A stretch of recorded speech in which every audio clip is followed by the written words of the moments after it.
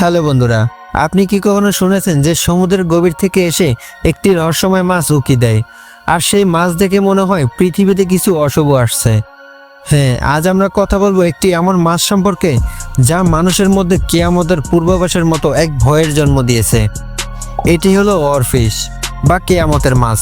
কিন্তু কেন এই মাছকে কিয়ামতের সংকেত হিসেবে দেখা হয়? চলুন এর রহস্য খুঁজে বের করি।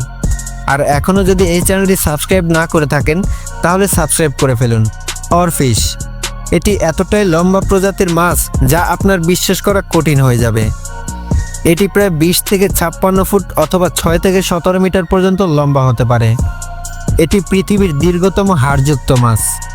এর বৈজ্ঞানিক নাম রিগালিকাস গ্লিসনি।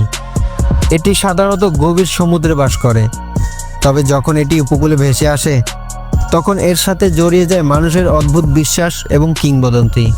অরফিশ দেখতে খুবই রহস্যময় এবং ভয়ানক। এর সরু সিলভার রঙের দেহ আর লম্বা সোজা পাখনা এক অদ্ভুত দৃশ্য তৈরি করে। সমুদ্রের গভীরতাকে ছাড়িয়ে এই মাছের শরীর উপরে উঠে আসলে এটি অনেক সময় লোকজনের মধ্যে ভয় সৃষ্টি করে, বিশেষ করে যখন এটি উপকূলে ভেসে আসে। তখন অনেকেই বিশ্বাস করেন যে এটি কিয়ামতের পূর্বাভাস। তবে প্রশ্ন হলো, কেন অরফিশকে কিয়ামতের মাছ বলা হয়?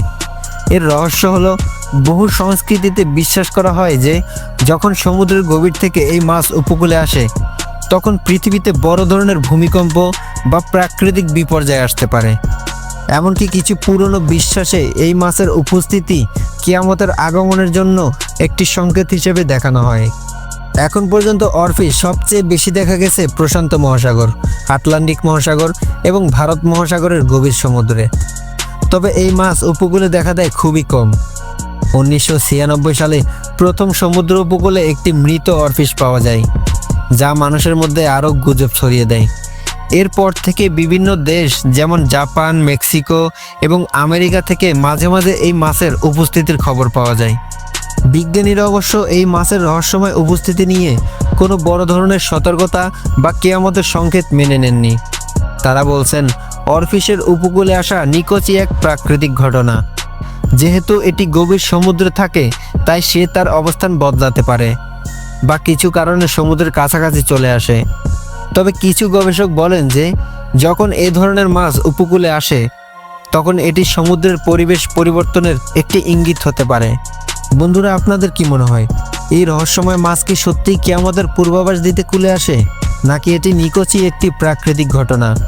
কমেন্টে আপনার মতামত জানাতে ভুলবেন না এবং এমনই অজানা বিষয় জানতে ভিডিওতে লাইক দিয়ে চ্যানেলটি সাবস্ক্রাইব করে দিন।